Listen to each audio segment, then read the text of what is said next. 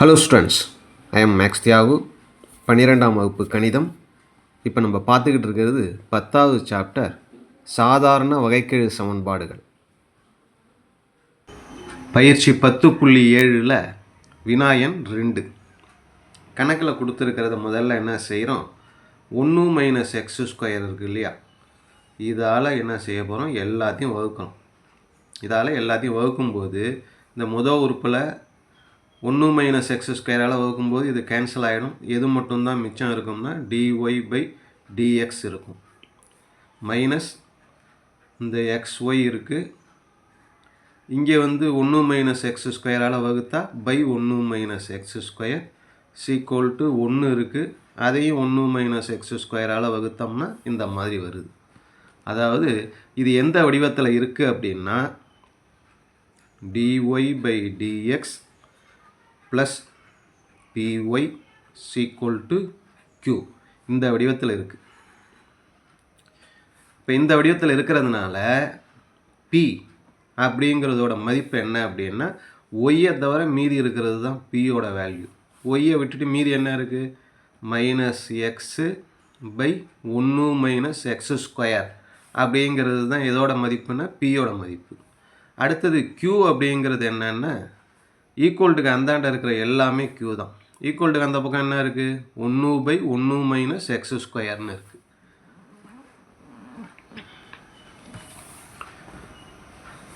இந்த வடிவத்தில் இருக்கிறதுனால முதல்ல நம்ம என்ன செய்யணும், தொகையீட்டு காரணி கண்டுபிடிக்கணும். தொகையீட்டு காரணி அப்படிங்கிறது என்னென்னா இ பவர் இன்டகரல் pdx.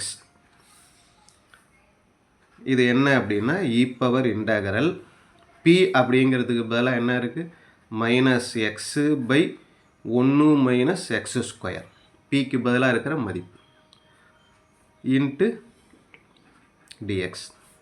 அடுத்தது இ பவர் இன்டகரல், நல்லா கவனிச்சிங்க, கீழே இருக்கிற 1 வகைப்படுத்தினா சைபர் வரும், மைனஸ் எக்ஸ் ஸ்கொயரை வகைப்படுத்தினா மைனஸ் 2x வரணும்.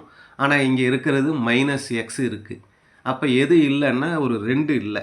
அதனால் இந்த இடத்துல ஒரு 2 சேர்த்துக்கிறோம்.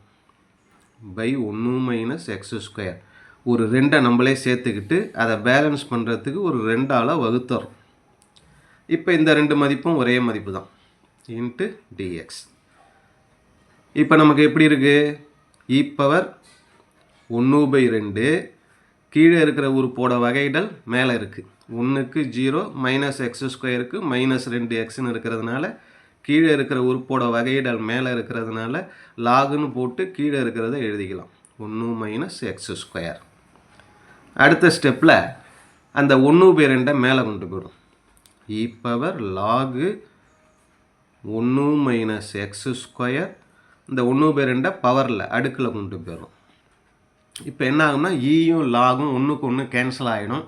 மீதி இருக்கிறது என்னென்னா 1 மைனஸ் எக்ஸ் ஸ்கொயர் அடுக்கு 1 பை 2. அடுக்குன்னா என்ன அர்த்தம், ரூட்டுன்னு அர்த்தம், ரூட் ஆஃப் 1 மைனஸ் எக்ஸ் ஸ்கொயர்னு அர்த்தம். இது தொகையீட்டு காரணி கண்டுபிடிச்சாச்சு. அடுத்தது தீர்வு என்ன அப்படின்னா பொது தீர்வுன்னு சொல்லுவோம்.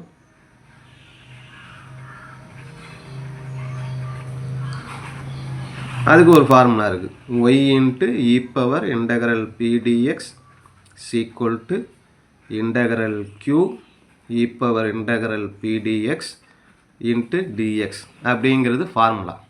இதில் அப்படியே அந்த மதிப்பை எடுத்து பிரதியிட்டோம்னா நமக்கு ஆன்சர் வந்துடும், ஒய்.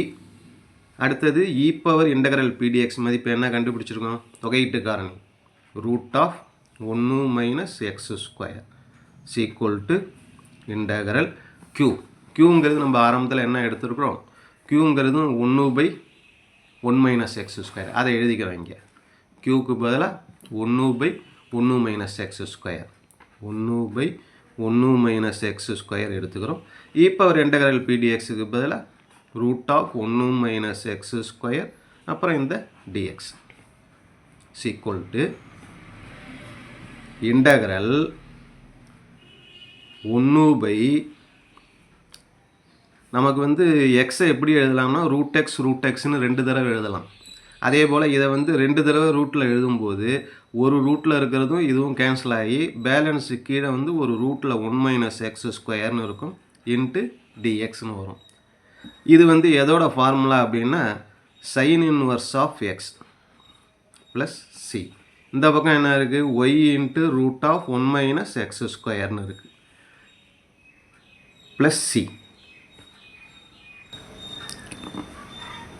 ரூட் ஆஃப் 1 - x ஸ்கொயரால் வகுக்கிறோம். வகுக்கும்போது என்ன ஆகுது, y equal to sin inverse of x வகுத்தல் root of 1 - x square plus c by root of 1 - x square இப்படின்னு வரும். கடைசி step y equal to sin inverse of x வகுத்தல் root of 1 - x square plus C 1 - x ஸ்கொயருங்கிறது இந்த ரூட்டுனா power அடுக்கு 1/2 வரும். மேலே கொண்டு வந்துட்டோம்னா -1/2ன்னு வரும். இதுதான் நமக்கு தேவையான ஆன்சர். ஓகே.